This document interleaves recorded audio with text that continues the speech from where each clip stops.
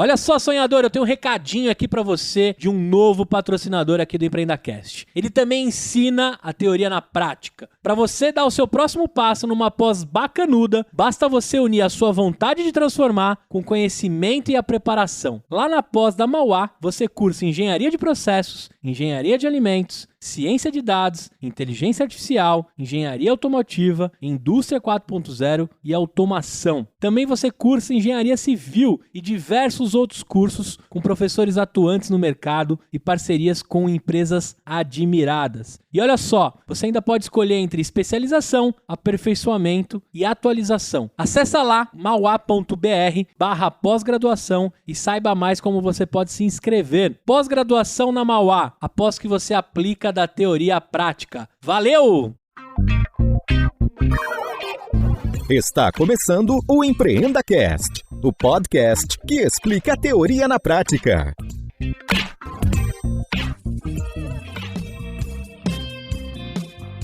Esta temporada tem o apoio do patrocinador Verity, uma empresa focada em transformação digital e pronta para te auxiliar nessa jornada.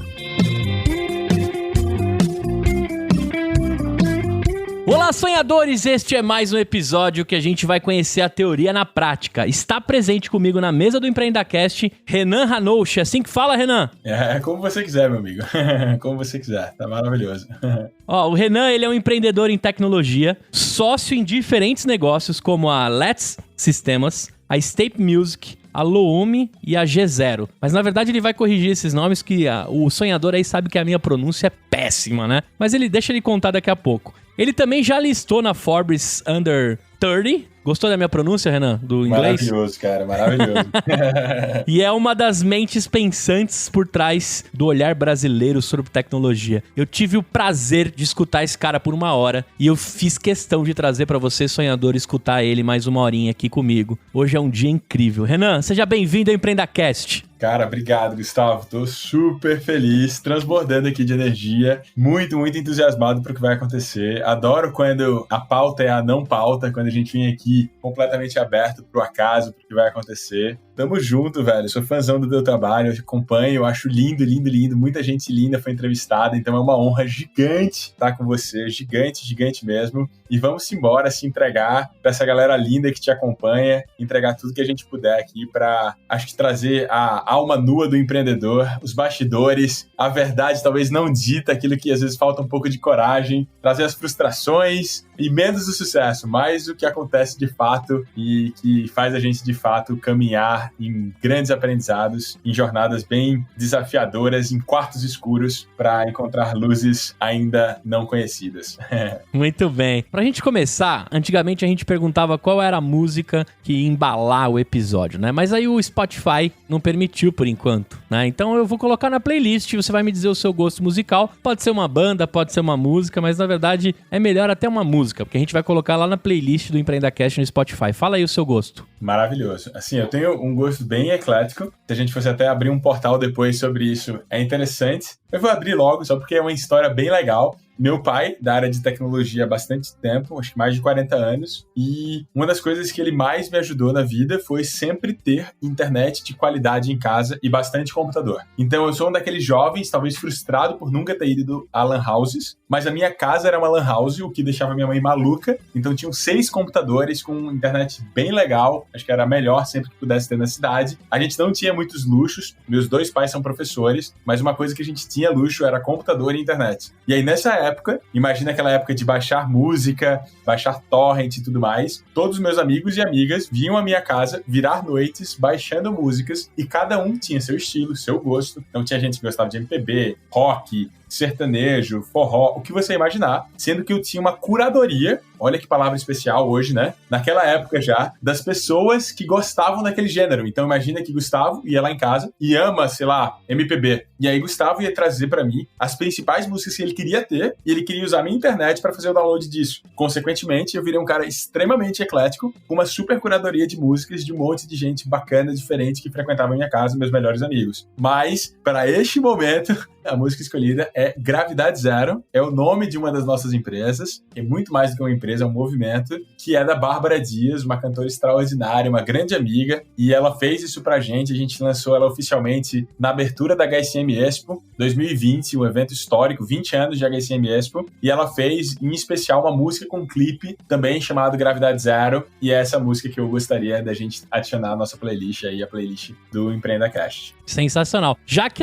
é Bárbara, né? Ela é sua amiga. Bárbara Dias, isso. Talvez ela permita a gente colocar um trechinho aqui. A gente formaliza com ela e o Spotify não briga comigo. Você me ajuda nessa, beleza? Fechou, tamo junto. Então, beleza. Agora é o seguinte, cara. Você tinha o MVP lá do Napster ou do Spotify, né? Depende aí da idade, da geração. A gente pode dizer que a sua casa era o começo da Napster ou do Spotify, né? Pros dias de hoje. É bem isso, é bem isso. Eu tinha o Napster, tinha Kazaa, tinha... Não sei se você lembra do Kazaa, tinha o Ares. Lembro do Kazaa, é. Tinha Ares, tinha 4Shared, que ainda tem hoje. 4Shared, isso aí. Cara, tinha o MP3 Brasil, tinha alguns sites também que faziam isso. É legal a gente falar disso porque, se eu não me engano, o Edu da Dog Hero começou baixando e fazendo discografia em MP3 na internet até o dia que ele recebeu uma ação judicial. Mas foi legal que foi o dia que ele começou a empreender. Caramba. Ele fez um dos portais mais visitados aí de MP3 do Brasil. Agora eu quero começar o seguinte, naquele Renan da Facu, Engenharia da Computação, que você fez na Universidade Federal de Pernambuco, certo? Até a sua experiência executiva antes de empreender, né? Eu sei que você passou pela Embratel, você sempre esteve ligado à tecnologia. Muito já explicou no comecinho desse episódio pelo contato e os 40 anos de tecnologia do seu pai. A gente vai deixar um abraço aqui pra ele. Qual que é o nome dele, Renan? Cara, tu não vai acreditar.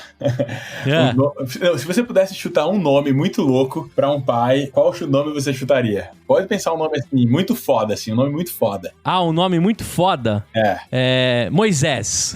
Cara, é por aí, assim, não, é demais dizer que é por aí, mas o nome dele é Einstein. O nome do meu pai é Einstein. Que legal, cara. Bom, é minha única qualidade. Muito bom. E que moral, né? Ser filho de Einstein, né, cara? É a única qualidade. É uma responsabilidade muito grande, velho. Muito bem. Fica registrado aqui pra ele. Então a gente sabe que você tem essa ligação com tecnologia e a sua base profissional é toda ligada a esse universo. Eu queria saber de você o quê? Por que a tecnologia e qual a importância que ela tem pra você, cara? Resgata aí desse Renan do tempo da Lan House na sua casa, assim. Uma curiosidade, acho que assim, trazendo bem verdade, bastidores mesmo, eu nunca sonhei com isso, eu nunca sonhei com tecnologia. Não era algo que eu tinha certeza no meu coração, não é algo que eu disse assim, poxa, eu vou ser XPTO, um cara muito foda na tecnologia. Nunca foi isso. Na realidade, meu sonho era ser escritor. Curiosamente, meu sonho era ser escritor. Eu era aquele cara bem tímido, bem nerd, assim, aquele cara bem CDF mesmo, assim, não sei se vocês já usavam essa expressão, independente do lugar do país, a pessoa não usa CDF. Já. Mas eu era bem nerd, aquele cara que tirava as notas altas, e a forma de fazer amigos no colégio era dando fila ou cola um pro outro pra ver se fazia amizade, porque eu não era uma pessoa muito legal de conversas, muito tímida e tal. E meu pai sempre dizia pra mim que eu não ia ter muito futuro na questão de escrever e tal, porque não ia dar dinheiro, porque essas coisas do tipo. E ele disse, faça tecnologia e depois vai chegar o momento de você escrever, fazer o que você ama. Curiosamente, isso tá começando a acontecer agora, né? Acho que já há uns 5 anos, onde eu comecei a me expressar mais através do que eu falo, do que eu vivo. A gente está lançando 2 livros esse ano, Murilo Gun, Dante Freitas, Tânia Mujica e eu. Então, trazendo essa questão do escrever para a mesa, para a vida. Comecei lá atrás, escrevendo poesias para meus amores platônicos. E aí, entrei na faculdade de computação, por influência do meu pai, óbvio. Mas quando entrei, assim, me frustrei muito, Gustavo. Mas muito, assim, eu não conseguia me identificar. Eu fiz pouquíssimos amigos na faculdade. Era uma turma já pequena, mas que eu não conseguia me aproximar tanto. Eu me sentia muito estranho, muito esquisito. Talvez por ter esse lado muito de humanas muito forte em mim também, sabe? De escrever, de sensibilidades. Eu sempre tive um lado muito feminino, muito forte. Então, sei lá, acho que desde o meu signo, que é câncer, mas eu amo família, eu sou chorão, eu sempre faço declarações, faço scrapbook, faço todas aquelas coisinhas assim, bem especiais, bem carinhosas. Sempre demonstrei muito isso para minha esposa. Enfim, né? Então tem todos esses portais de muito carinho, de muita sintonicidade, mas quando entrei dentro da faculdade, fiquei meio frustrado de cara. Entrei na psicóloga, cara, para poder largar o curso. E aí foi quando ela veio pra mim, vê que curiosidade, ela disse assim, eu sinto que tecnologia é pra você, mas pra você descobrir isso, você vai ter que empreender. E eu não sabia o que era essa palavra na época. E imagina, assim, então, tipo, quando isso aconteceu, eu fui entender o que era empreender e eu fui montar minha primeira empresa. E aí vou abrir esse portal contigo, porque é uma história bem engraçada, bem bizarra, mas imagina um nerd, como eu te retratei, e gostava de escrever, cheio de amores platônicos, e não tinha um papo muito legal pra te contar de forma bem detalhada. Sabe qual era a minha cantada na época, velho? Minha cantada era assim, eu ia na balada, aí vinha uma menina bonita, aí eu virava pra ela e dizia assim, Inês? Aí ela, hã? Meu nome não é Inês, não. Eu dizia, inesquecível, meu amor. Cara, muito bom. Ridícula, assim, ridícula. Ela ria de mim com pena, provavelmente. E aí, nessa frustração de sempre zerar nas baladas da vida, eu com outros amigos, a gente disse, se a gente criasse um aplicativo que onde eu tivesse, eu encontrasse coincidências entre as pessoas que lá estavam, e a gente chamou isso de Social Atmosphere, ou atmosfera social. Então, a minha primeira empresa foi a Social Atmosphere, que a ideia era saber onde você estava, encontrar as coincidências do tipo, poxa, os amigos que você tem em comum, os ambientes que você frequenta, os pratos de comida que você vai, as músicas que você gosta, as comunidades do Orkut, do Facebook, que você faz parte. E a gente cruzava isso, e quando você estava no lugar, em vez de eu chegar pra menina e falar Inês, eu podia chegar com um papo, poxa, tu também gosta de Coldplay? Que massa! E aí tinha um papo muito mais legal, muito mais rico nesse sentido, por essas coincidências. Então foi assim que eu comecei a empreender, assim que eu tomei gosto por tecnologia, e os portais se abriram nesse momento. Muito bom. Agora deixa eu te perguntar, cara. Eu me identifiquei bastante você descrevendo o signo, o romantismo, o chorão. Você é de quando de julho? Eu sou de 20 de julho. Eu sou de 12 de julho. Estamos bem pertinho. Tamo junto, cara. Por isso que deu química o dia que eu te assisti. Falei, esse cara aí tem muito do que eu tenho aqui também, então a gente se identifica. Pra você que acredita ou não nessas paradas, o legal é a química que rola e o universo une as pessoas. Muito bem, Renan. Então já entendemos aqui esse Renan, que no final, então, terminou a facu, a psicóloga te convenceu a terminar a facu, certo? Isso, exato. E aí você foi parar lá na Embratel. O que você fez na Embratel, cara? Ainda só trazendo um pouco de contexto. Então, na facu, a primeira empresa que eu empreendi foi essa. Deu até certo, essa startup. Vendemos ela, eu tinha acho que 19 anos. E aí depois eu continuei empreendendo uma atrás da outra, até que eu me frustrei muito com um contrato público, que a gente ganhou e depois perdeu. Foi uma grande frustração. E eu disse, cara, quer saber, eu tenho que estudar e me formar. E me formei, acabei. E aí 7 dias depois eu recebo uma ligação da Embratel, perguntando se eu estava desempregado. Pra te ser super sincero, eu não tava nem pensando em buscar emprego, em buscar nada. E eu pensei na hora assim, pô, eu tô desempregado, fato, mas não tô no momento de buscar nada. Aí eles disseram que tinha uma oportunidade para consultor em cloud computing, né, computação em nuvem, e perguntaram se eu tinha interesse. Aí eu disse, cara, vamos ouvir, vamos conversar. E aí passei lá pelo processo de entrevista e fui escolhido, mas aí vale um parêntese muito legal, Gustavo. Sabe por que eu fui escolhido, velho? Porque o seu pai chamava Einstein. Tô brincando. Boa, maravilhoso. Isso também deve ser, mas o motivo foi por eu não ter experiência. Porque o meu currículo era o pior currículo de todos. Eu tava no começo do começo, então vieram vários caras, consultores mais especializados, mais experientes, sendo que o medo da Embratel para essa nova iniciativa que a empresa estava buscando era trazer pessoas com vícios de mercado. Ela queria pessoas assim, sabe, com aquele sangue nos olhos, aquele tesão que acabou de sair da faculdade, quer mudar o mundo, quer conquistar tudo, e eu tava com esse sentimento, deixei muito claro isso transparecer, e acho que foi isso que, pelo menos o pessoal que me contratou falou que foi esse o sentimento que me moveu tá lá. Mas eu tenho que te confessar uma outra coisa também, já que a gente tá num momento, eu acho que legal. O podcast, ele convida o cara a falar um monte de coisas que eu falaria, né? Então, olha que loucura. Eu hackeei as pessoas que iam me entrevistar. E aí, ao hackear, coisas não sensíveis, tá? Não tão sensíveis, eu encontrei um monte de coincidências com esse cara, com as pessoas que me entrevistaram. E na entrevista, eu usei essas engenharias sociais, essa engenharia de hackeamento social, para encontrar esses pontos de interseção, pontos de sintonia, e foi uma super empatia nas entrevistas também, por causa desses pontos. Então eu dizia assim, quero fazer MBA em tal lugar, tal tipo de MBA. Aí o cara, caramba, eu fiz MBA nesse lugar, esse mesmo curso. Eu disse, caramba, que incrível! Cara, velho, assim, eu me sinto mal dizendo isso hoje, mas não eu tem problema, cara, sensacional. não. O nome dele é Adelmir, um desses caras. É um amigão, amigo-irmão meu, atualmente, já há muitos anos. E eu lembro no almoço de empresa, assim, de confraternização lá na Embratel, eu falei em voz alta a senha dele, tirando onda. Foi quando ele caiu a ficha e disse: caralho, velho, você era parecido demais comigo, não é possível. Demais, sensacional. Loucura. Aí, Adel, fica aí registrado, né? Que essa amizade foi forçada, né?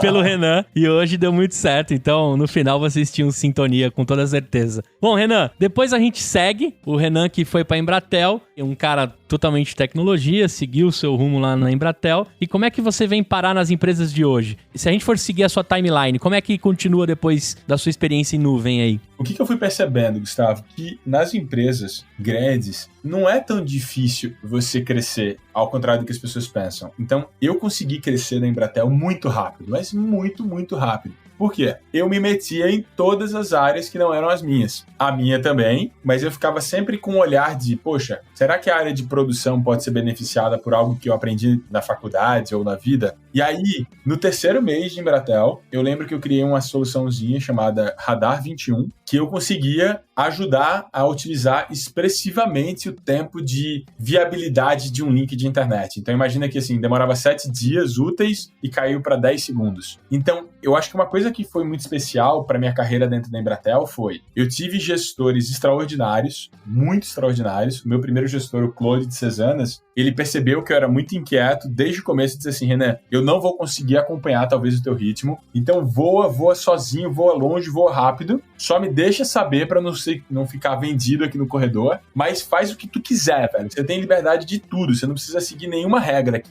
Quebra as regras. Graças a essa chancela assim do Claude, eu consegui fazer muita coisa em várias áreas. Então, por exemplo, na Embratel, que é uma empresa massivamente de telecomunicações, acho que uma das desafios é como trazer cloud computing, né? Como trazer uma outra área de digital para ela. E o que eu fiz foi, eu criei como se fosse um curso interno para os vendedores. Eu criei uma copa chamada Cloud Cup. Eu comecei a criar certificados desses cursos que eu dava internamente para as pessoas imprimirem, bem bonitos. E eu fazia o design no Photoshop para colocar nas suas baias. Eles se sentiam super orgulhosos disso. Eu era um professor tão chato, Guga, que eu pedia para as pessoas não usarem o celular enquanto estivessem nessa aula de Cloud Computing. Mas foi tão legal essas aulas internas que, de repente, eles decidiram começar a trazer isso para os clientes. E aí nasceu um negócio chamado Tech Day, que acontecia a cada 15 dias, e aí vinha 60 clientes para o auditório da Embratel. Aí desses 60 clientes virou uma coisa webinar, viraram milhares de clientes, depois viraram grandes palestras. Foi aí que eu me descobri palestrante. A empresa me enxergou palestrante, porque eu comecei a fazer isso internamente, depois isso se espalhou. Dentro da Embratel foi muito especial vivenciar essas jornadas de transgredir toda hora, ser muito inquieto, ter muita coragem de desafiar os chefões, assim, sabe? Os grandes diretores e tal. Eu dizia que eles estavam errados. E aí, quando eu dizia que eles estavam errados, eu trazia a prova. Então, eu era aquele cara que saía sempre documentando tudo para poder melhorar isso para a experiência dos clientes. E isso foi muito lindo. Então, eu tenho um amor gigante pela galera da Embratel, sinto uma saudade gigantesca. Eu pedi para sair da Embratel, pedi demissão para poder ir para uma outra empresa também, na época de data center também, chamada Hosttime. Mas foi sempre dessa forma, assim, sabe? Tentando encontrar os principais problemas que tinham internamente e como eu empreendia, sem precisar pedir orçamento para a empresa, sem precisar pedir orçamento para ninguém. Eu ia lá, me virava e as coisas iam acontecendo. Em 3 meses de Embratel, eu estava numa reunião bem especial da Embratel. Um dos diretores virou para mim e perguntou assim, para mim não, perguntou para um monte de gente, quem aqui entende de ensino à distância? Cara, eu nem acredito que eu tô falando isso num podcast com tanta audiência, que isso é bem interessante e sensível ao mesmo tempo. E aí eu disse assim, eu entendo de ensino à distância. Ele me levou na sala dele, depois do evento, e perguntou assim, vou confessar aqui, o que eu entendia de ensino à distância, Gustavo, que era um ensino que não era presencial. Cara, eu não entendia nada de ensino à distância. Mas eu sempre tive, desde o colégio, desde a faculdade, isso assim, alguém tem alguma dúvida, eu levanto a mão. E eu crio a pergunta na hora. Todo mundo tem vergonha de perguntar, todo mundo tem vergonha de fazer essas coisas. E eu ia lá e levantava e fazia qualquer pergunta, porque era melhor do que nenhuma pergunta. E aí, eu falei para esse cara que eu sabia, esse cara marcou no dia seguinte uma reunião com um dos clientes da Embratel para falar sobre esse desafio. Eu virei à noite com meu pai, estudando sobre ensino à distância, tudo que você imaginar, aprendi tudo. No dia seguinte, dei a entender que eu sabia tudo e eles me deram um contrato que já tinha passado por uma das maiores empresas de fábrica de software do Brasil, que tinha cobrado R$800 mil por 8 meses e tinha 10 meses não tinha entregado ainda a solução, e eles me deram um prazo de 60 dias para eu entregar essa solução. Eu entreguei em 14 dias e foi como abrir o portal de Renan Empreendedor dentro da Embratel. Então eu comecei a empreender a partir desse sim que eu dei para uma coisa que eu não sabia, que eu arrisquei, que eu consegui entregar em 14 dias, uma coisa que uma das maiores empresas do mundo de fábrica de software, tem mais de 100 mil, 300 mil, mais de 300 mil funcionários, não tinha conseguido entregar. Que legal, e eu fiz isso cara. Na tora, velho. A gente aqui em Recife fala na tora. Na tora quer dizer, cara, a gente virou 13 noites seguidas para conseguir entregar aquela solução de ensino adaptativo. Era inspirado numa plataforma americana chamada Canilton, que ela é parte do pressuposto, Gustavo, que você é diferente de mim, que é diferente de qualquer outra pessoa, e que cada pessoa aprende no seu ritmo um assunto diferente, de forma diferente, e que o conteúdo ele tem que ser adaptativo de acordo com a tua jornada de aprendizagem. E a gente fez isso em 14 dias. Sensacional, cara. Sensacional. Aqui você deixou retratado, Renan, o lance sobre intraempreendedorismo, né? Eu sou um intraempreendedor na Sul América. Aquele mesmo Gustavo, muito parecido com esse Renan, que questiona, que é inquieto, que resolve problema, que ama problema e que resolve, né? E é isso que as empresas precisam, de pessoas que resolvem. Acho que quando você falou esse sim que você respondeu, isso é muito importante para quem tá ouvindo entender que você precisa encarar os seus medos, né? A gente tem medo de responder, a gente tem medo de perguntar, a gente tem medo de aparecer. Eu tenho aparecido no nome, né? Até brinco nas palestras, nos lugares que eu vou, que não tem como, cara. Minha mãe me registrou com Aparecido. Então eu preciso aparecer, eu preciso resolver e eu preciso arrastar. Isso é o mais legal. Tenho certeza que esse mesmo Renan deixou um lastro lá na Embratel de outras pessoas que se inspiravam naquele mesmo Renan, que resolviam os problemas e que viam que, na verdade, as empresas precisam de gente que resolve. E você era mais um que estava resolvendo lá, um intraempreendedor nato. Acho que o portal do empreendedorismo, na verdade, nunca se abriu. Ele já estava aberto, só esperando você atravessar, né? Isso que é legal.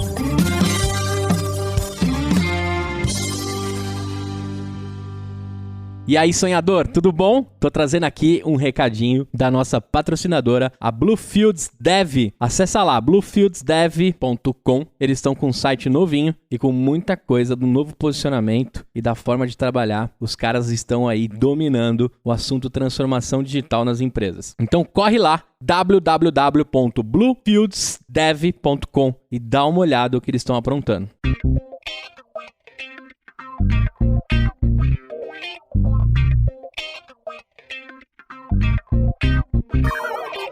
Como é que você vem parar, né? Eu sei que em 2018 começou aí... Na verdade, eu não vou falar mais começou, porque eu sei sua história agora, né? Mas eu sei que em 2018 você abriu diversos negócios diferentes. Eu queria saber, assim, por que diversas frentes e quais são essas frentes e quais dores elas resolvem? Pra galera entender um pouco mais desse Renan que a Embratel perdeu, tenho certeza que sente saudades. Eu também sinto saudade deles. Ó, eu vou trazer um prólogo especial, porque eu acho que é importante trazer esse contexto. Vamos voltar para a Embratel. Começa Renan empreendendo lá dentro, né? Intraempreendendo como você, Gustavo. Aí imagina o seguinte, a Embratel atende clientes de A a Z, de todas as indústrias possíveis e imagináveis. E a Embratel tem uma grande credibilidade. Então, se Renan Ranucci, naquela época, ligasse para qualquer empresa, eu não era ninguém. A Embratel era tudo. Então, ela abria todas as portas, inclusive com...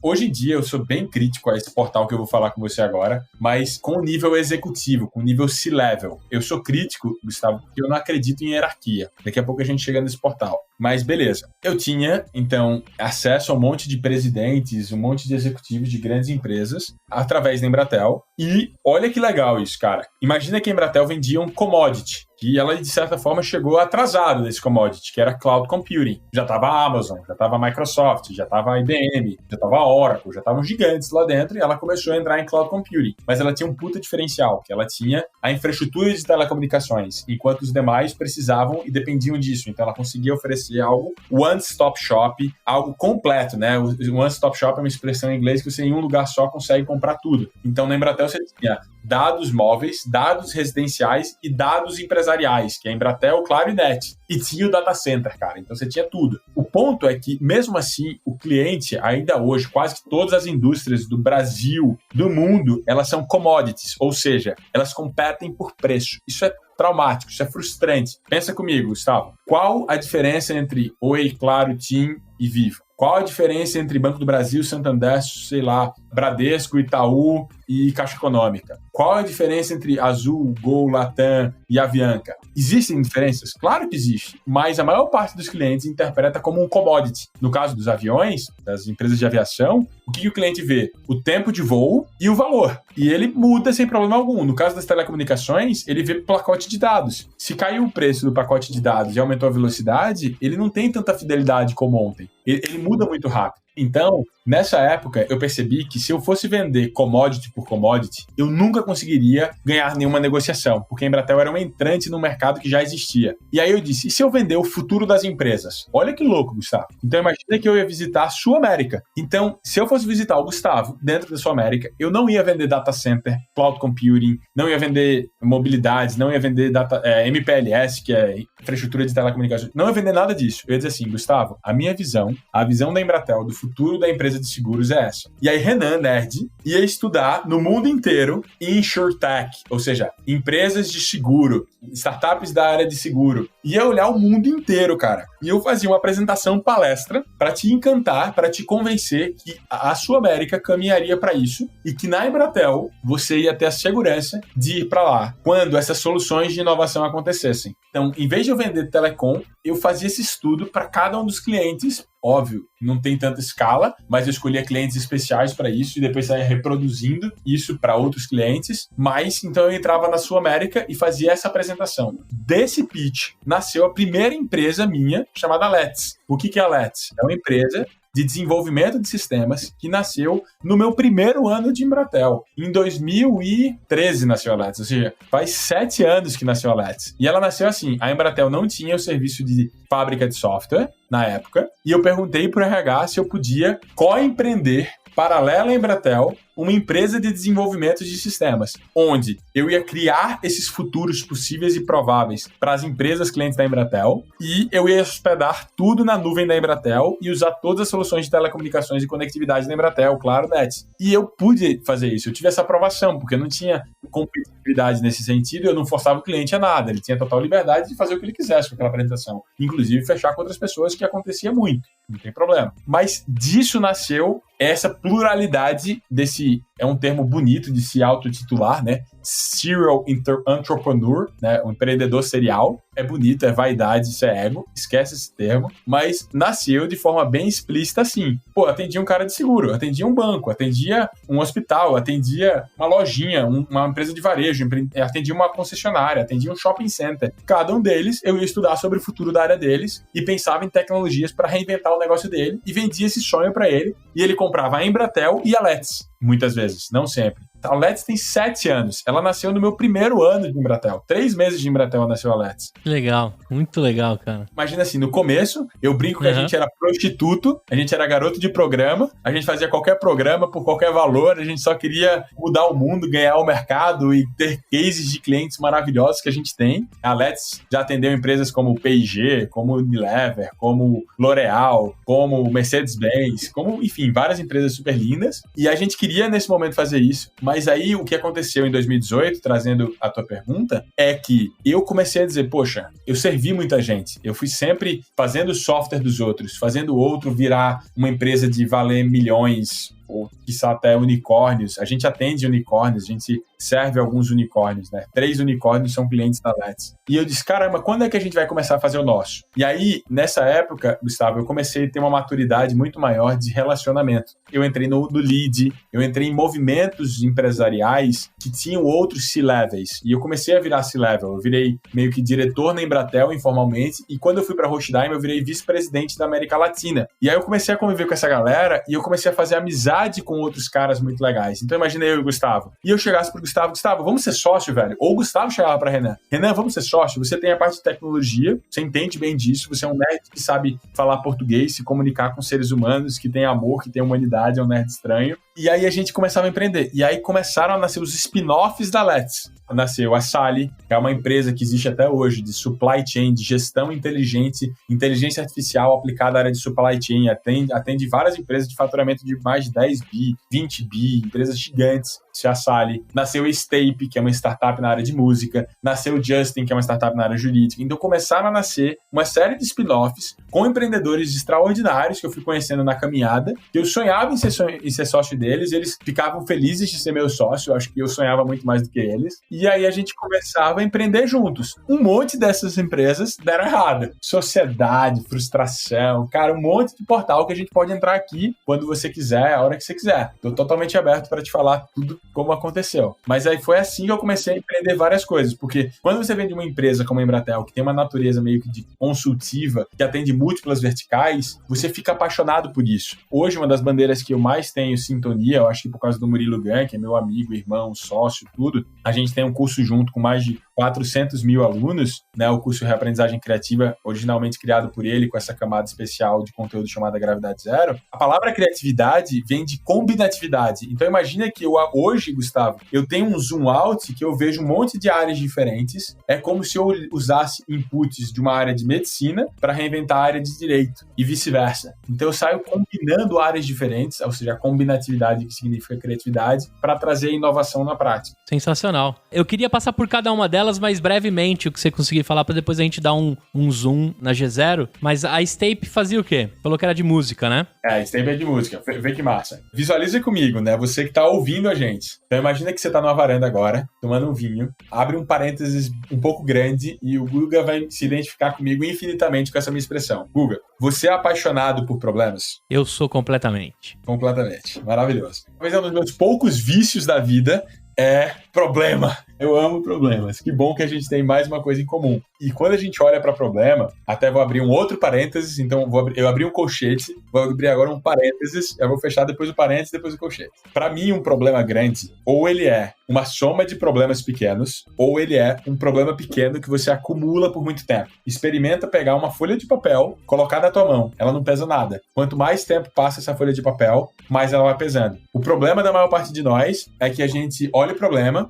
e existe o lado ruim da adaptabilidade. O lado ruim da adaptabilidade é o comodismo. Então, quando você se adapta ao ponto de se acomodar com aquele problema, você senta em cima dele, você não faz nada. E você não cria uma solução, uma inovação para resolver aquele problema. E aí você não está fazendo logo nada, você não está empreendendo. Então, a gente, acho que o Google tem esse perfil também, a gente olha o problema, logo quando ele nasce, a gente pensa, cara, como é que a gente resolve esse problema? Não vamos deixar ele deixar muito tempo. Então, fechei esse parênteses do um problema grande ou é uma soma de problemas pequenos ou é um problema pequeno por muito tempo. A gente é apaixonado por problema, acho que o empreendedor ele tem isso. Parem de buscar solução, parem de buscar ideias todo mundo tem. Nascer com um problema, e aí abrir um outro parênteses dentro dessa afirmação. Hoje, toda vez que a gente vai resolver um problema, antes de escolher resolver aquele problema ou não, a gente tem um framework de escolha de problema. A gente pega o problema e categoriza sobre 4 óticas. Ótica 1, relevância do mesmo, ou seja, o quanto dói esse problema em tu, Gustavo. Cara, é um problema foda, assim, que te machuca, que te incomoda, que te tira do centro.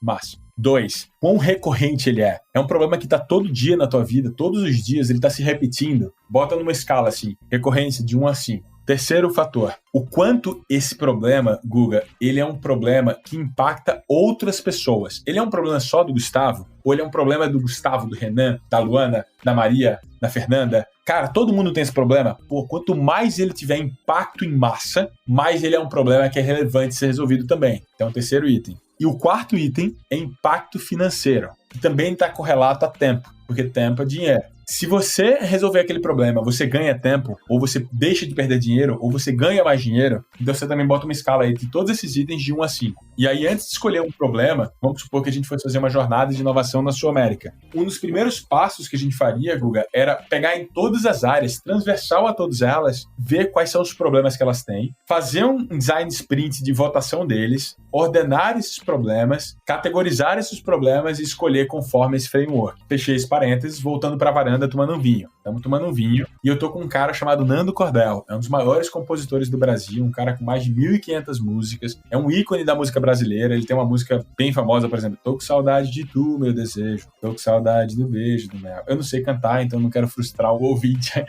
Não vou arriscar fazer isso. Mas Nando Cordel.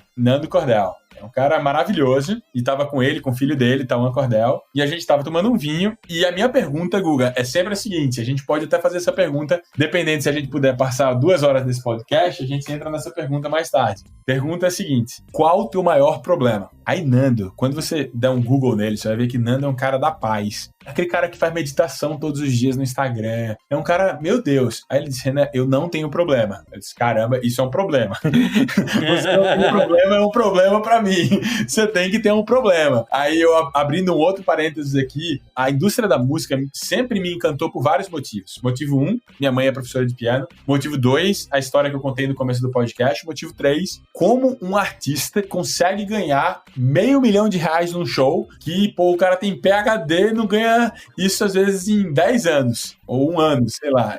É bizarro você ver essa discrepância. Então eu ficava, como a gente ajuda esses caras e a gente também passa a fazer eles ganhar muito mais e a gente ganha algum dinheiro também nesse caminho. E aí ele disse, Renan, não tenho problema. Eu disse, cara, Nando, você tem que ter. Aí eu brinquei com ele. Nem a Preta, sua esposa, Preta é o apelido carinhoso da esposa do Nando. E ele disse, rapaz, Preta é a solução de todos os meus problemas. Aí eu disse, rapaz, você tem que ter um problema. Ele disse, caramba, eu lembro de um problema. Lembrei de um problema sério.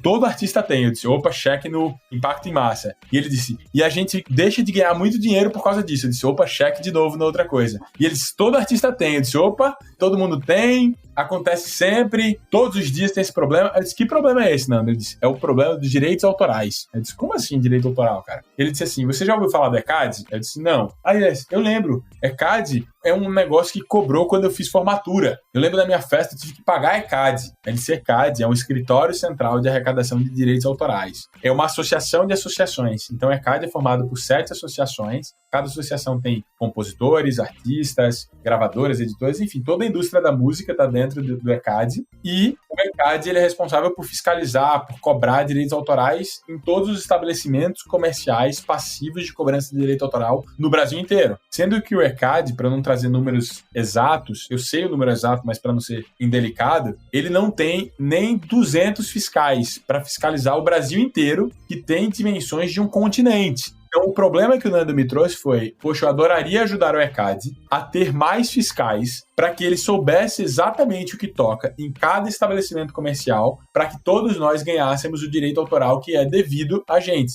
Então, exemplo, olha os estabelecimentos comerciais passíveis de cobrança de direito autoral, Guga. Shopping, loja comercial, restaurante, bar, balada, casa de show, casa de evento, hotel, motel, clínica, academia, hospital, laboratório. Todo lugar que tocar música e ganhar dinheiro com fins e a música vier para enriquecer a experiência, para a pessoa poder comprar mais, tem que pagar direito autoral. Uma festa, um casamento, um aniversário, tudo paga. Mas imagina você ter, sei lá, nem 100 fiscais e você ter que monitorar um continente inteiro, saber exatamente quais as músicas que tocaram naquele lugar, para você pagar exatamente o que cada artista, compositor deveria receber. É impossível, é um problema humanamente impossível resolver. Nessa hora que o Nando falou isso, eu comecei a pular de felicidade. Disse, Nando, isso eu resolvo. Ele disse, como? Aí eu disse, você conhece o Waze? Ele disse, conheço. Aquele aplicativo de trânsito? Eu disse, Ele usa um princípio, Nando, chamado crowdsourcing. A fonte da informação tá na plateia, tá na multidão, tá no celular da gente. A gente que informa que tem trânsito, a gente que informa que tem blitz, a gente que informa que tem buraco, a gente que informa que tem chuva. É a gente que é a fonte da informação. Beleza. Então o Waze usa o crowdsourcing. E eu disse, Nando, você conhece o Shazam? Ele disse, conheço o Shazam. É um aplicativo que você aperta, em 2 segundos ele grava um pedacinho da música que tá tocando ao redor e diz qual a música que tá tocando. Eu disse, Nando, imagina a gente combinar, usar os sensores dos celulares de pessoas, de fãs, seus, de Anitta, de Luan Santana, de Sorocaba, de, sei lá, Capital Inicial, de Kiko Loureiro, de todo mundo. Então imagina eu usar o meu celular como fonte de identificação da música que está tocando ao meu redor. Então agora você tem 210 milhões de fiscais e não menos de 100 fiscais. Ele disse, cara, isso é possível? Eu disse, isso é possível. A gente se abraçava assim, pulava para... Vamos fazer isso. Resumindo, 3 anos depois, quase 2 milhões investidos, a gente fez. Então a gente criou uma tecnologia que não consome a bateria do celular da pessoa, até 0,4% de bateria por dia, não consome os dados, os pacotes de dados, não joga nada para a nuvem sem você estar no Wi-Fi, que não consome nenhum dado privado e sensível de ninguém, que em muitos dos casos nem precisa usar o microfone, porque a gente consegue identificar através da vibração das ondas sonoras no celular, é uma coisa louca. E a gente consegue fazer isso através do nosso aplicativo que a gente vai lançar para o mundo a partir do ano que vem, mas a gente começou a coletar os dados a partir de um negócio chamado SDK, Guga. SDK chama Software Development Kit, que é como se fosse uma coisa que pega carona no aplicativo que tu tem no celular. Então imagina, Guga, que tu tem um aplicativo, sei lá, como OLX, e eu coloco o meu SDK dentro do OLX, isso é só uma suposição, é só um exemplo, não tá dentro do OLX, tá? E aí todo mundo que tiver OLX, quando atualizar a versão, passa a ter a inteligência do Stape para identificar a música que tá tocando ao redor dela. A gente rodou em 15 milhões de dispositivos no Brasil inteiro e conseguimos identificar o que faz com que o ECAD arrecade algumas vezes mais do que ele arrecada hoje, além de saber exatamente qual música tocou, onde tocou, o horário que tocou e dessa forma pagar de forma ainda muito mais clara para todos os seus artistas. O ano de 2021, se Deus quiser, vai ser um ano memorável para a Stape. 3 anos desenvolvendo essa tecnologia super desafiadora, quarto completamente escuro, onde a gente vai estar lançando Stape, que é essa tecnologia, mas a gente vai lançar no formato de aplicativo, que os fãs vão poder baixar, e a gente vai ter o ranking do maior fã, quanto o cara é maior fã vai poder ganhar vídeo do artista preferido, vai poder visitar a casa do artista. Então a gente está fazendo uma parceria, os maiores artistas do Brasil, para que esses caras acolham todos os maiores fãs, saibam quem são os maiores fãs e tenham todo esse relacionamento com eles. Sensacional. Se bem que um estabelecimento, quando tá tocando no Spotify, ele teria que pagar diferente também, ou não? Se ele paga a licença, ele teria direito a reproduzir. Tem que pagar, do mesmo jeito. Tudo que é reproduzido a várias pessoas, você tem que pagar, né? Tudo, exatamente. Cara, sensacional. Eu vou te falar o seguinte, deixa uma brechinha aí pra ver se a gente resolve isso no mundo do podcast. Porque a gente tá vivendo esse problema atualmente. Quem tem podcast não pode colocar nenhum trechinho de música pra nada. E também eu acho que é uma grande mentira que contaram sobre os 15, 30 segundos. Eu não acredito muito nisso, eu não vi lugar nenhum que te dê a licença poética de usar 15 ou 30 segundos de algo que foi criado por alguém. Foi assim que a gente se ferrou até aqui no EmpreendaCast, que a gente achava que podia usar um trechinho. Então, se tiver uma brecha aí no roadmap, né, pra dar uma olhada pros podcasts, tem muita oportunidade aí, a gente é louco pra botar música, né? Missão dada. Muito bem. Também quero deixar um convite pra você e pro Cordel, né? O Nando Cordel, virem aqui, entendo que ele é seu co-founder aí na Stape, certo? Certíssimo. Ficou o filho dele mais novo, o Tauan que tá na empresa, que tá no capital social, tudo. Ele tem 30 anos, também é artista, super prodígio, super especial. Então a gente vai fazer um papo com todos nesse lançamento e eu gostaria de ser um dos primeiros a ser informado aí pra baixar, cara. Eu quero ajudar sim e eu acho que é muito importante, né? A gente que trabalha de criação de conteúdo, a gente sabe o valor de construir as coisas, né? Tem momentos épicos que a gente de repente compõe uma música, que a gente faz um episódio como esse, que a gente faz uma série de coisas. Eu anotei todos os itens e a Stape tem relevância, tem recorrência, tem impacto para os outros e ele economiza o seu tempo do dono dos direitos e ele traz dinheiro também. Então, além de economizar o tempo do dono da arte, também do ECAD, né? Para conseguir trabalhar e arrecadar aí. Então, fica aí a dica para você, né? Relevância, recorrência, impacto para outras pessoas, impacto de dinheiro e tempo. Se você passar por esse framezinho, com certeza está construindo algo que vai impactar aí, de fato, as pessoas. Eu tô adorando aqui, a gente já conheceu a Let's, a gente já conheceu a Stape. Eu queria falar da Lumi, é assim que pronuncia? L-O-O-M, Lumi. O que faz a Lumi, cara? Conta como você quiser. Agora a gente já deixou do seu jeito esse episódio. Tá lindo, vamos embora. Lumi é assim, velho. Todo mundo aqui que estiver ouvindo a gente e já tentou empreender em tecnologia, com certeza se frustrou com o tempo para entrega da tecnologia não foi aquele que se imaginava, então demorou muito mais do que imaginou. Quando entregou, se frustrou pra caramba, porque a expectativa é que era algo como o WhatsApp, como Spotify, como Netflix, como Uber, tudo lindo, tudo rápido, e foi super lento, meio feioso, meio bugado e tal. E quando foi ver o valor que tinha que investir para aquilo nascer, era um valor muito maior do que deveria ter sido, e aí acaba tendo que refazer, retrabalho, e o valor vai lá para cima. É quase como se fosse uma cobrança numa montanha russa. Você acha que aquela curvinha pequena ali de, sei lá, 10 mil, 20 mil, 30 mil, de repente vem uma outra curva de mais 50 mil, depois uma outra curva de mais 100 mil, e o software acaba nunca nascendo e sendo uma grande frustração. Então, caramba, assim, as empresas, as pessoas têm uma coleção sucessão de frustrações com empresas de desenvolvimento, porque existe como se fosse um grande abismo entre o que você quer, o que ele entende e o que ele de fato manifesta e reproduz. Baseado nisso, em quase 8 anos de desenvolvimento de sistemas através da Let's, a Let's se frustrou muito, errou muito, foi uma das empresas que frustrou muita gente nesse caminho também, tenho que assumir, mas frustrou com honra. O que é frustrar com honra? É quando deu merda, não cobra do cara o valor que deu merda, nem nada, assume, segura o risco, segura o custo acima e entrega, mesmo que um pouco atrasado, entrega e faz de tudo para isso não se repetir e vai aprendendo no caminho. Hoje a Let's não erra mais nisso. Por quê? Porque nasceu a Lume. Então a Lume é como se fosse um spin-off da Let's, onde ela é um ateliê arquitetônico de soluções digitais. Deixa eu explicar. Por que ateliê? Porque as pessoas que fazem parte da Lume são artistas, são pessoas irreverentes, autorais, autênticas, meio que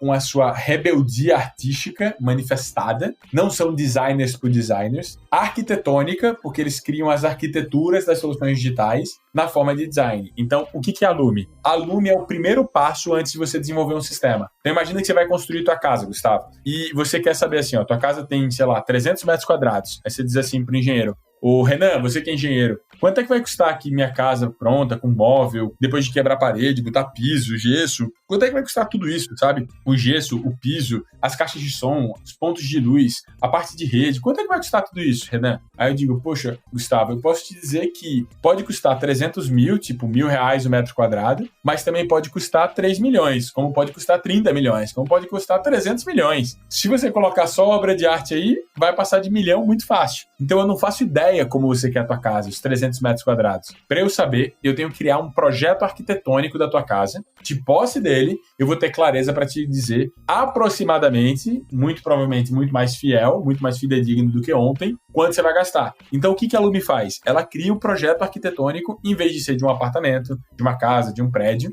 de um aplicativo, de uma plataforma, de um sistema. E é isso que ela faz, mas ela faz de uma forma muito especial. Então ela tem um processo de 1 a 2 meses, onde ela cria, entre aspas, a planta baixa, planta alta, luminotécnico, a parte de rede, a parte de piso, que é a parte de caso de uso, mapeamento de sistema, wireframing, mockup, banco de dados. Ela modela tudo. Valida com o possível usuário, né? Com possíveis usuários, com várias pessoas, constrói com ele, faz nada sozinho. Então ela tem essa especialidade. Cara, assim, depois eu te mando, não sei se dá pra colocar hiperlinks e tal. Dá sim. Bizarro, Gustavo, que a Lume faz. Assim, o Acaso, que é uma ferramenta que a gente lançou na última quinta-feira dentro da HSM Expo, dia 15 de outubro, a gente lançou uma plataforma de networking para HSM Expo. Cara, você pode buscar referência, você não vai encontrar uma referência como Acaso. Criada na Lume, reproduzida dentro da Let's, de uma forma muito, muito, muito especial. Posso te passar depois uns links, eu acho que o pessoal vai curtir muito. E a Lume é isso. Então você faz com a Lume e não necessariamente faz com a Let's. De posse do que a Lume te entrega das plantas, você pode ir para uma série de empresas de construção civil e perguntar: quanto é que custa para produzir aqui meu software? Aí agora, se esse cara errar na entrega, no tempo e no valor, aí ele é ruim. Aí ele é ruim mesmo. Porque ele vai ter como se fosse um edital da tua solução digital. Vai ter todos os detalhes, todas as especificações em alta definição, alta resolução, tudo com o mapa das telas, tudo clicável, tudo navegável, tudo com animação, tudo perfeito, sabe? Isso é a Lume. Animal, cara. Agora eu entendi porque todo mundo quer ser o seu sócio. Porque até o final desse episódio eu vou querer ser seu sócio também. Então, na próxima oportunidade que você tiver aí, se você precisar de alguém de comunicação, transformação, inovação ou podcast, né? Me considera aí, cara. Eu já tô muito feliz de registrar a sua história e ter o seu WhatsApp. O próximo passo agora é ser seu sócio. Entendi porque você cria tanta empresa. Cara, tocar tantos negócios de tecnologia, né, inovação, ao mesmo tempo, gera algum tipo de overlap aí pra você? E se estiver gerando, como é que você tá lidando pra transformar essa sobreposição em sinergia para tudo que você tem? Eu te pergunto aí, já conhecendo todas as suas que tem a veia tecnológica, né? Maravilhoso, maravilhoso. Tem um grande benefício de tocar várias coisas plurais, justamente por essa sobreposição, onde você encontra códigos que você consegue reaproveitar, onde você encontra práticas, culturas, rituais, ritos. Então tem muita coisa que a gente acaba aprendendo em um projeto, levando para o outro, aprendendo com um cliente, trazendo para o outro, muito especial. E na realidade o que acontece é uma grande teia de comunidades. Tem um vídeo de uma empresa que eu sou bem alucinado, chamada 1%, que ela tem um modelo de gestão eu vou mandar para você esse link, depois você pode compartilhar com o pessoal, que ele mostra exatamente como a gente funciona. Então imagina assim, não tem hierarquia na Lume, não tem hierarquia no Gravidade Zero. Então é como se as pessoas se autoalocassem, elas têm total autonomia, não existe cargo dentro da nossa empresa. A gente acredita que cargo é uma coisa que define e limita as pessoas. A gente não se chama de empresa, Gustavo, a gente se chama de organismo. Então você seria o Gustavo Passe. Quem é você? Gustavo Passe. Não existe ninguém igual a você. Você é insubstituível, inimitável, incopiável. E ninguém consegue competir contigo, porque não é sobre competição, é sobre colaboração. Então você se autoloca para fazer o que te dá tesão dentro do organismo. E aí, dentro dessa multiplicidade de projetos, é muito legal, porque cada um vai se encontrando, vai se achando, vai se personificando e se misturando com cada empresa, cada projeto, cada startup. Mas, obviamente, há uma visão mais holística, existe uma célula de unidade, que são 9 seres humanos, sócios do todo, como se fosse uma holding, e esses sócios têm sempre esse olhar desse overlapping com bons olhos, com um olhar de otimização, de rito, de cultura, de integração, de unidade. Então, acredito que vem sempre de forma muito positiva essa pluralidade de softwares, porque sempre existem vários pontos de interseção que conseguem um projeto ser para o outro como se fossem máquinas do tempo, onde se otimiza muito tempo, muito processo, muito tudo.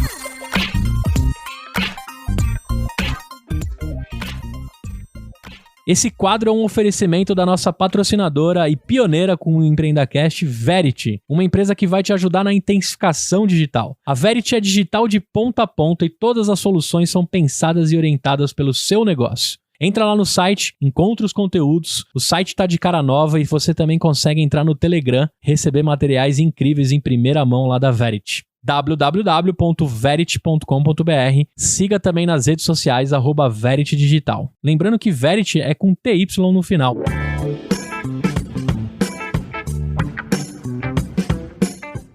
Cara, eu queria saber um pouco o seguinte. Na G0, o que na prática vocês fazem lá no Gravidade Zero? Junto com o Murilo Gun, o Dante, que eu tive o prazer também de conhecer, ambos malucos como você, por isso que vocês fazem parte desse organismo aí que a gente tá vidrado. Mas o que a Gravidade Zero faz e como é que você tem lá na G0 uma visão própria sobre o futuro e sobre tecnologia? Conta pra gente também qual que é essa visão, conta o que é e qual é essa visão, pode ser? Só sempre tentando trazer um pouco de prólogo, né? Talvez nem todo mundo saiba o que é G0. G0 é Gravidade Zero. Gravidade Zero nasceu num momento muito especial. Aí tem muito contexto, eu vou tentar simplificar esse contexto. Mas quem aqui, nesse momento que tá ouvindo a gente, carrega uma mochila pesada? Carrega um monte de expectativas, um monte de mentiras dentro da mochila, um monte de vaidades. Quem é que carrega esse ego? Quem é que carrega vaidades? Quem é que carrega julgamentos? O ponto é que eu vim de uma família de professores, de repente empreendi um monte de coisa, entre muitas aspas, cheguei lá, e quando eu cheguei lá, né, saiu até o que o Guga comentou no começo do podcast, Forbes, aí eu olhei assim e disse, caralho, eu não tenho muito amigo, velho. As pessoas que eu achava que eram minhas amigas falam mal de mim, falam pelas costas, tem muita maldade. Quando eu tô com eles, a gente gasta quase que a maior parte do tempo falando de outras pessoas, mentindo um pro outro, contando vantagem. Um ambiente extremamente egóico, vaidoso, extremamente competitivo, ardiloso. E eu disse assim, meu Deus, o que eu tô fazendo assim, sabe? Talvez a linha de chegada não esteja mais na minha frente, esteja atrás de mim. Talvez não seja sobre crescer infinitamente, indefinidamente, sem saber para onde eu estou indo. E talvez seja um momento de parar, respirar, decantar um pouco sobre isso. Gravidade Zero foi um momento onde a gente estava na Singularity University, eu, o Dante, o Marcos e outras pessoas. A gente estava em 2019 lá, passamos praticamente 3 meses. E, cara, imagina você passar 3 meses sem mentir, sem contar vantagem, sem falar mal dos outros. Tem uma frase de Sócrates que diz, né, pessoas extraordinárias falam sobre ideias, pessoas normais falam sobre coisas, pessoas medíocres falam sobre pessoas. E é impressionante como a gente gasta grande parte do tempo não falando bem de outras pessoas, mas falando mal, perdendo o nosso tempo de vida, que é a nossa principal moeda. E aí Gravidade Zero veio como esse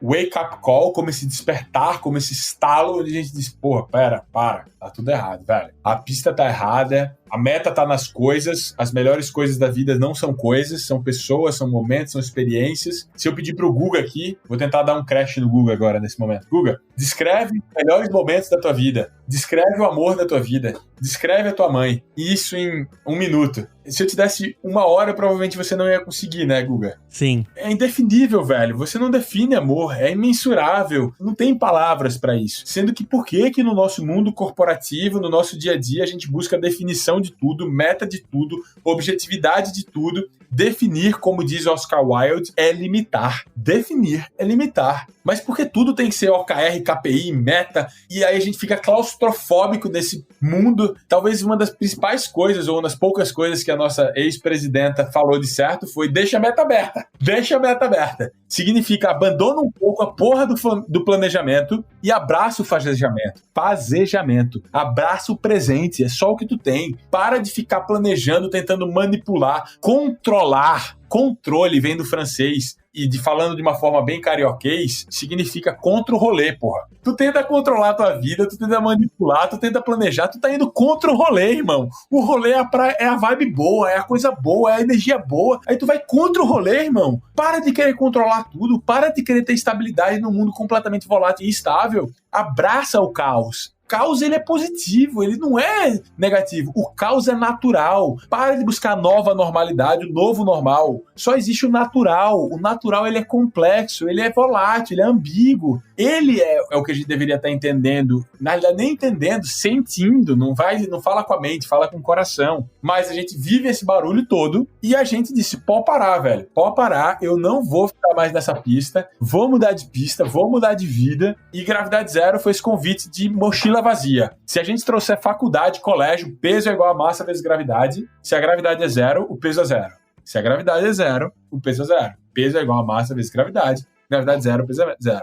Massa seria com quem e por onde andas, e a gravidade é o que você carrega na mochila. Então, a gente começou a perceber que a gente precisava esvaziar a nossa mochila. E a gente foi nesse caminho de buscar esvaziar a nossa mochila. Tirar o ego, o apego, a vaidade, a expectativa. Abre parênteses. Expectativa, irmão. Expectativa é diretamente proporcional à frustração. Quantas vezes você criou expectativa, você se apaixonou, você se encantou, você ficou grato? É muito difícil que isso aconteça, porque a imaginação aceita tudo, a realidade não. Então, quando vem a realidade depois da expectativa, dá merda. Então larga a expectativa, abraça a apreciação, abraça a gratidão, esteja no presente consciente de que o que Google te der, que o ser humano na tua frente te der, o que você se der é o melhor que você poderia se dar naquele momento. Tenha esse auto-amor, essa gratidão própria, sabe? E aí a gente começou a buscar isso. Aí depois fecha parênteses. Aí traz outra palavra. Na mochila tá cheio de mentiras. Quando a gente mente, a gente se divide em 2. Cara, a gente tá cheio de versões da gente. Mentira chama mentira. Uma mentira atrás da outra. A gente sai mentindo.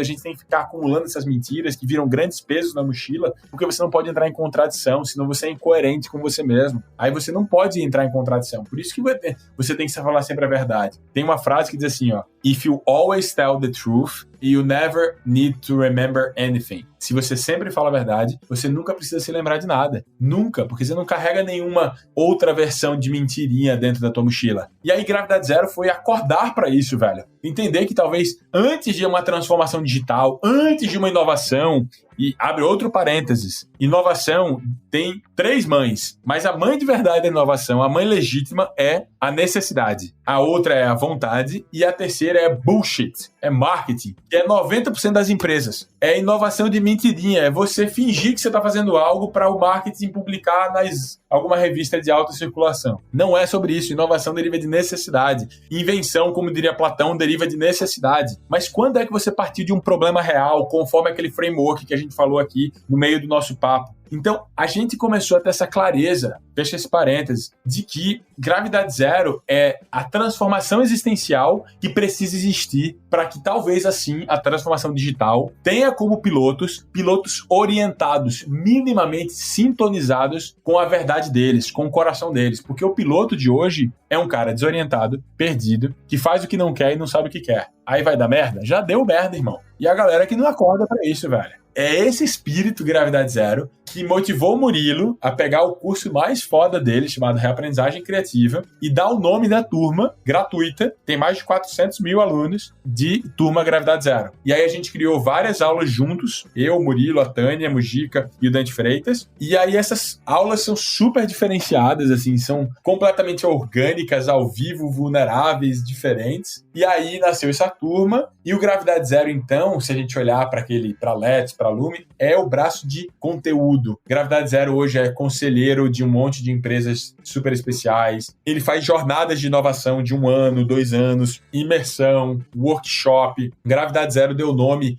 à abertura do evento da HSM Expo, que é o maior evento de negócios da América Latina, chamado Retiro Gravidade Zero. Então, Gravidade Zero não é mais de Renan, de Dante, de Murilo, de Tânia. É da comunidade, é do todo. É uma busca coletiva de todos nós por esvaziar a mochila e vivermos nossa verdade. Deixa eu fechar minha fala com a seguinte frase. Imagina, Guga, que tu nasceu completamente autoral, completamente único, singular, natural, entregando amor, entregando presença. Nenhum desses pesos existia na tua mochila. Você, quando criança, era assim. Sendo que a sociedade, a família, os amigos, o colégio, a faculdade, tudo colocou um monte de necessidades que não eram necessárias e que te fizeram fugir da tua verdade. E hoje tu carrega essas máscaras, esses pesos, essas capas de proteção. Você segue a tua mente, que mente pra você, em vez de seguir teu coração, que aponta pra verdade, que aponta pra tua intuição, para o que tu sente de verdade. E ao sentir, você não compete com máquina alguma, você não compete com ninguém porque você traz as tuas emoções, a tua verdade. Isso muda o mundo. Cara, você já é pai já ou não, Renan? De uma filha cachorra, canina. Vale também, porque os nossos anjinhos de 4 patas também tem as mochilas vazias, né? O que eu queria falar é que depois que eu me tornei pai em 2018, o meu filho me ajudou a retirar vários pesos da minha mochila. Ainda tem algumas coisas pesadas na mochila que a gente vai aprendendo, vai desconstruindo e vai esvaziando a mochila. Eu acho que não é um ato de você pegar tudo e arrancar de uma vez, né? A mochila se esvazia com o tempo. E o fato de você se tornar pai, o fato de você se tornar mãe, e você vê que as mochilas das crianças são tão vazias, né? Não tem peso, na verdade. Elas não têm medo de criar, elas não têm medo de perguntar. As crianças não têm medo do que possa aparecer desse mundo que a gente vive. Escutando você, eu fui fazendo uma reflexão de qual momento que a minha mochila mais se esvaziou. E ela mais se esvaziou quando meu filho nasce e me mostra que dá pra ter uma mochila vazia, sem esses montes de tijolos aí de pesos, e de fato abrir a nossa mente pro novo, como se fosse novo sempre. Quando você fez a primeira coisa, a primeira vez, foi até num dos cursos de vocês que veio esse questionamento. Quando é que você fez a primeira coisa a primeira vez? Como é que você se sentiu? Como é que você tá apto a encarar isso de novo? Acho que fica aqui uma boa provocação pra você dar mesmo que uma simulada aí. Enquanto o Renan falava, eu tava sentindo uma mochila com todas essas coisas que a gente tava falando e me lembrei aí do meu filho. Eu tenho me espelhado demais nas crianças pra encarar o novo. Todo mundo fala aí que, na verdade, na ótica de uma criança é tudo normal. 2 dicas dentro desse portal. Uma é uma música, A Criança Que Eu Fui Um Dia, de Reverb, música e poesia. Essa música, Guga, ela fala assim, ó: se a criança que você foi um dia viesse te visitar, ela te reconheceria? Ela se orgulharia de você? Ou ela ia dizer que você se perdeu no meio do caminho e não te reconhece mais? E aí tem uma hora dessa música, Guga, que ela fala assim, ó: ela me perguntou a coisa mais séria que eu já ouvi na vida. Quer brincar comigo? Por que a vida da gente, velho, quando a gente fica adulto, tem que ficar tão séria, tão chata, tão formal, tão metrificável, tão linear, tão óbvia? Lembra como era criança, cara? Se você pegar uma caneta, vamos supor, tem uma caneta na tua frente agora, essa caneta ela pode ser uma nave espacial, ela pode ser um boneco, ela pode ser um robô, ela pode ser um pincel, ela pode ser qualquer coisa, velho. Por que a vida ficou dessa forma? Eu tento viver todos os dias brincando. Eu tô me divertindo aqui com você, eu tô pulando, já mexi a cadeira para um lado, para o outro, já baguncei o quarto inteiro enquanto a gente faz esse podcast, porque eu tento trazer esse lado para cada momento da minha vida, esse lado criança, livre de julgamentos, de maldades, crenças limitantes, de tudo mais, sabe? Eu acho que eu queria trazer essa música como uma inspiração, e quando você falou de primeiras vezes, eu acho que isso é uma busca que eu tenho muito grande, né? Quando foi a última vez que você não fez algo pela primeira vez? O caminho para a inovação mais disruptiva, vou tentar trazer uma tradução, né? Inovação incremental é fazer as mesmas coisas melhor. No meio do caminho você tem fazer coisas pela primeira vez. E a inovação disruptiva é fazer novas coisas que tornam as antigas obsoletas. A fim da gente fazer essas inovações disruptivas que a gente tanto escuta nos podcasts, nos livros de negócios, no mundo inteiro, a gente tem que passar a fazer coisas pela primeira vez. Sendo que fazer coisas pela primeira vez dá medo. É um quarto escuro. Eu comecei falando hoje com vocês sobre quarto escuro. Pra gente, quarto escuro é buscar futuro sem referências. É você trazer a tua verdade. É você entrar num quarto escuro e entender que talvez a luz não esteja no fim do túnel. Talvez a luz esteja dentro de você. A saída esteja dentro. E que a gente seja quase como se fôssemos vagalumes, cada um na sua cor. E quando combinadas, se torna uma grande diversidade, um grande arco-íris que brilha, que traz luz, que traz esperança, que traz vida para a vida dos outros, para a nossa vida. Essa busca por fazer coisas pela primeira vez vai te trazer sempre um novo aprendizado, um novo desafio, vai te fazer atrair outras pessoas que também se desafiam a entrar em outros quartos escuros, capazes de desbravar futuros ainda sem referências, em busca do coração da inovação. Muito bom, cara. Eu agradeço, gratidão pela palavra aqui comigo, essa gravação. Que bom que eu tô registrando isso, entregando pro universo um pouco do Renan, um pouco do meu pensamento e de mochila vazia nos quartos escuros. Acho que todo mundo pode estar num desses momentos e isso aqui vai ajudar demais. Eu acho que é o mais bacana, né? O empreendedor quer gerar impacto, quer ajudar as pessoas. Dinheiro acaba sendo uma consequência de grandes problemas resolvidos. Às vezes nem aparece dinheiro, mas a diversão sempre tem que estar presente. A gente aprendeu aqui que com diversão a gente consegue tocar o barco aqui, tocar a vida. E eu falo isso bastante pra minha galera que trampa comigo lá na Sul América, pra quem trampa comigo nos meus empreendimentos. Vamos se divertir, né? E eu comecei aqui com você esse papo, falando assim, Renan, nós vamos bater um papo, a gente vai se divertir, né? Tenho certeza que você tá se divertindo assim como eu aí, sonhador,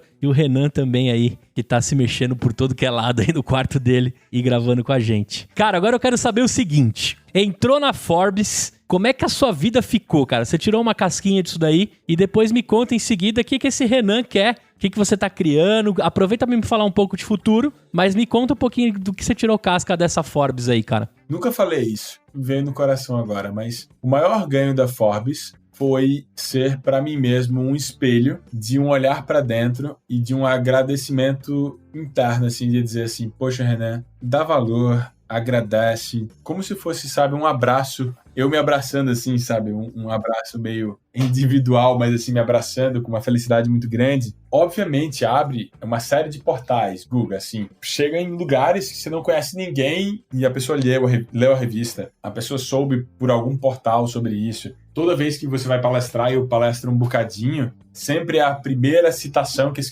pessoas querem colocar, é como se fosse um atalho, né? Uma coisa que já traz a credibilidade up front, na frente, né? Ela já simplifica a explicação. Contudo, talvez aí de novo, agora até contradizendo o que eu disse, um dos meus maiores benefícios da Forbes foi ela ser um grande filtro de seres humanos na minha vida. Quando a Forbes aconteceu, eu perdi mais de 50% dos amigos que eu achava que eu tinha. Cara, assim, bizarro, assim. Foi criado grupo no WhatsApp para falar mal de mim, chamado Forbes Renan, de pessoas que já foram meus sócios, que eram amigos e irmãos, que eu tenho muito amor, e que se porventura você até soubesse o nome de uma dessas pessoas me perguntasse, eu falaria extremamente bem dessas pessoas aqui, por mais que eu vivi tudo isso. Mas foi esse nível de... Eu não sei expressar qual é o sentimento por trás do ser humano quando ele faz esse tipo de coisa, mas para mim foi uma hiperaceleração do meu filtro social, da minha mochila. Então eu tirei um monte de gente da minha mochila, que eu disse assim, caramba, poxa, eu achava que isso ia ser maravilhoso para os meus negócios com fulano, com cicrano, com beltrano, mas não,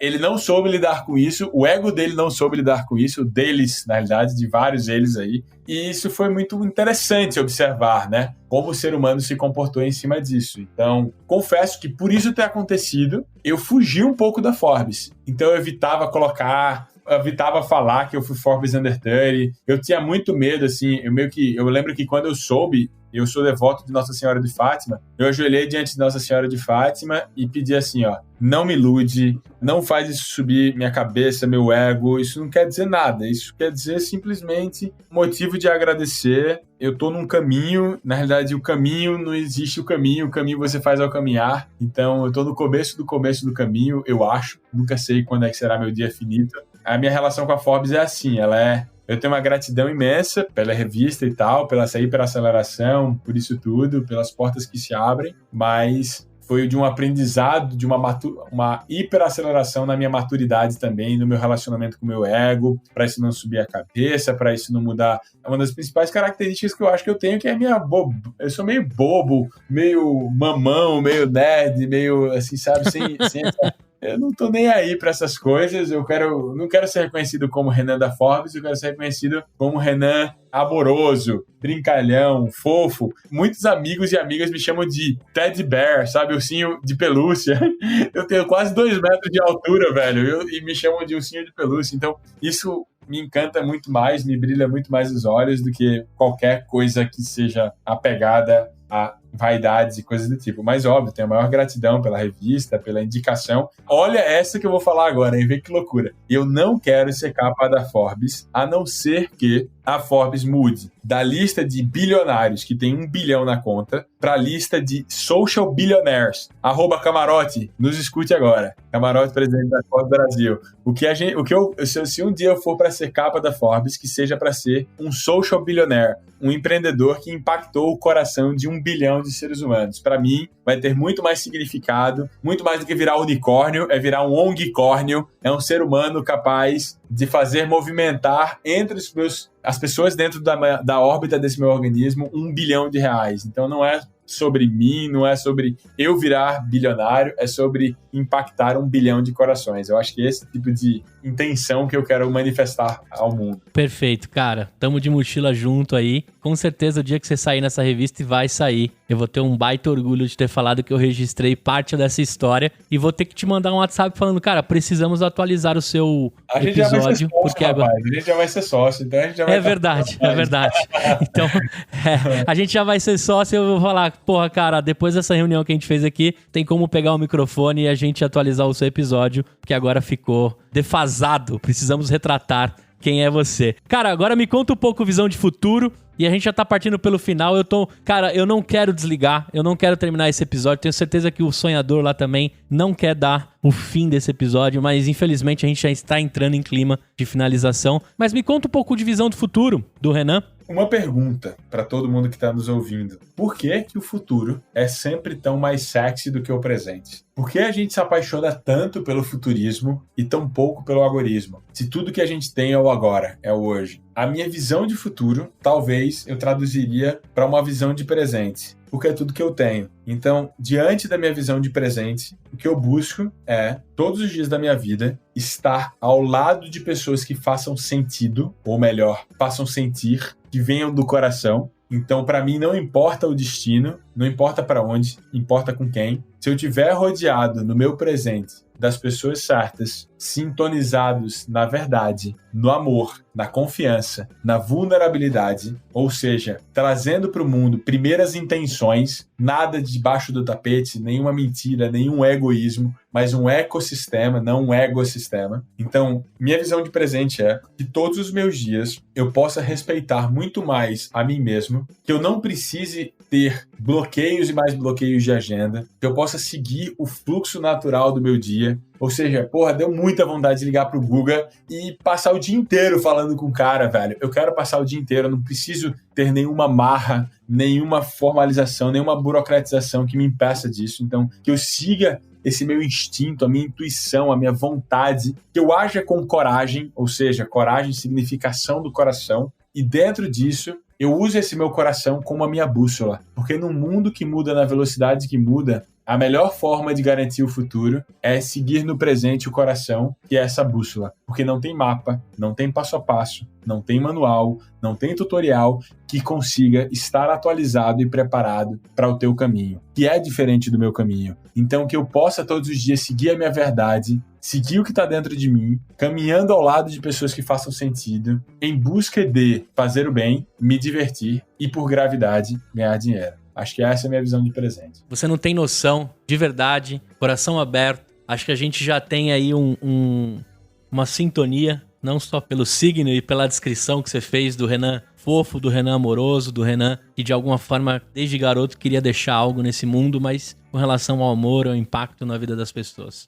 Tô muito feliz, de verdade, de ter registrado a sua história aqui. E eu queria terminar num clima feliz com /dicas. Eu falei o seguinte, Renan. Quando eu comecei o EmpreendaCast, a minha intenção não era ganhar dinheiro, era se divertir e conhecer gente inteligente. Tô cumprindo isso aqui nesse papo contigo. Muito feliz de estar registrando a sua história, de estar contando a sua história, de estar saindo mais amoroso, mais inteligente, com a mochila mais vazia. Mas eu queria sair com a minha mochila com algumas dicas, se você me permitir, talvez no bolso que não pese tanto ali da lateral, né, que geralmente a gente coloca o nosso iPod, o nosso celular, né, iPod eu fui velho agora, né, eu fui novo e velho ao mesmo tempo, mas naqueles bolsos que a gente coloca as coisas úteis que a gente precisa na mochila, como o nosso fone de ouvido para escutar um podcast, eu queria te perguntar, me deixa uma dica de um podcast, de um livro ou de um filme, de uma série, da forma que você quiser, não precisa ser um de cada um, o que vier aí no seu coração desse presente, e aí fala suas redes e a gente dá um tchau pra esses sonhadores que curtiram essa mais de 1 hora contigo. Eu vou dizer um livro e uma série. O podcast, pra mim, tá claro, é o seu. Continuar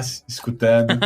Tá super lindo, eu tô super honrado, assim. Tô louco pra sair, pra mostrar pra maninha, pra mostrar pra painha, pra mostrar pros meus sócios chamados. O livro que me veio foi o livro do Eckhart Tolle. Não sei se você já leu. Você já leu o Eckhart Tolle? Não li. O Eckhart Tolle, ele tem um livro chamado Um Novo Mundo, O Despertar de uma Nova Consciência. Ele é um livro que ele fala muito dessa relação de passado, presente e futuro. Sobre ego, sobre silenciar o ego, sobre barulho. Não se cura barulho com barulho, se cura com silêncio. Então é um livro que para mim é um manifesto para essa nova era que a gente está vivendo. A era da unidade, a era da complexidade, uma era de amor, não uma era contemporânea, uma era muito mais sintonizada nessas bases que fazem muito mais sentido. Então eu traria esse livro. E curiosamente, o filme que me veio não é o melhor filme que eu já assisti na minha vida, tá hiper distante dele, mas é o conceito que ele representa. Chama Bandersnatch. É um filme na Netflix, daquela série Black Mirror. E o Bandersnatch é o primeiro filme interativo da Netflix. Então é um filme onde vocês vão poder escolher os finais. E tem múltiplos finais. Então vocês vão ficar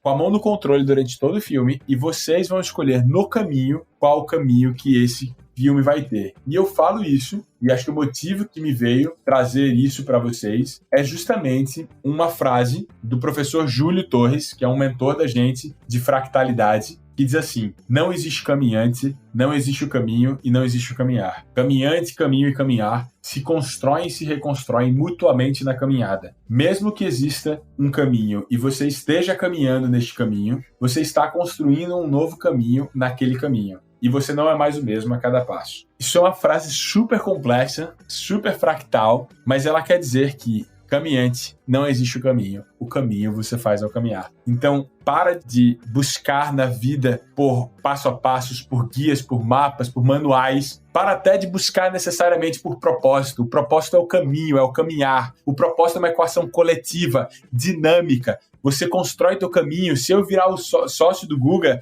meu propósito vai para as alturas, vai ser gravidade menos alguma coisa assim, porque a gente começa a se somar. Propósito é uma equação coletiva, dinâmica. O que você talvez deva investir mais na tua vida é saber quem você é ser quem você é. Start with who, não start with why. Comece com quem é você, comece com quem você quer ao seu lado, porque não importa para onde, o que importa é com quem. Lembra que o caminho você faz ao caminhar no hoje, no agora, no presente. E que o presente talvez seja mais sexy do que o futuro, você que não sabe ainda disso. Sensacional. Como é que a galera te encontra para continuar esse papo, Renan? Ah, maravilhoso. Cara, eu sou do Instagram, acho que a principal rede que eu uso é @RenanHanushi. É um sobrenome um pouquinho estranho, diferente. Renan normal, R-E-N-A-N, e o Hanushi é H-A-N-N-O-U-C-H-E. Isso é um prazer estar sintonizado com todo mundo lá. Cara, gratidão. Queria deixar registrado aqui, não só o seu Einstein, como é o nome da mamãe aí? Maninha? Mãe Sara. Mãe Sara e a esposa que também apareceu aqui, a gente deixa um beijão pra ela. Luana, muito bem, até o cachorrinho de 4 patas, ou a cachorrinha que apareceu aí também. A gente deixa pra todo mundo registrado. Espero que você esteja curtindo agora esse episódio, Renan, com muito orgulho dessa criança que voltou aqui nesse episódio, perguntou: Renan, o que você fez? Você contou tudo isso pra essa criança. Tenho certeza que ela tá regressando aí com a mochila cheia de histórias e vazia aí de egos e etc. Obrigado mesmo, cara. A gente se vê pelo esse mundão. Quero muito te encontrar, te dar um abraço quando tudo isso acabar. E agora eu vou tirar o maior sarro, a maior casca, que eu sou brother do Renan e eu registrei a sua história aqui. Ô, meu velho, igualmente. Gratidão do coração, infinita. Tá convidado pra terrinha, venha-se embora, comer um cuscuzinho, uma tapioca.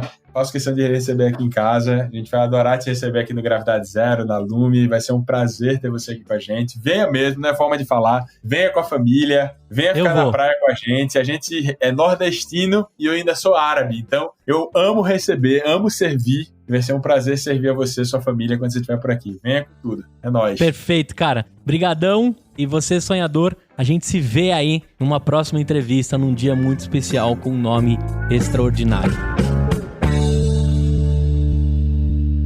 Ei, olha só, presta atenção. Você ficou até o fim do episódio e nem percebeu, né? O tempo voou. Eu quero te fazer um convite. Se você estiver me ouvindo ainda, você pode apoiar o nosso projeto. www.empreendacast.com.br/apoio. Lá você consegue contribuir com o valor que você quiser e todo o dinheiro é pra gente comprar mais equipamento, pagar o nosso estagiário, o Luquinhas, que cuida das postagens, e deixar cada vez mais forte a nossa comunidade. Então, se de alguma forma a gente entrega um conteúdo bacana pra você, eu te faço um convite. Apoie o nosso projeto, participe de grupos de mentoria exclusivo e de alguma forma a gente vai tentar também, na sua jornada, te entregar conteúdo diferenciado e bastante desconto aí da nossa rede de parceiros. www.empreendacast.com.br/apoio.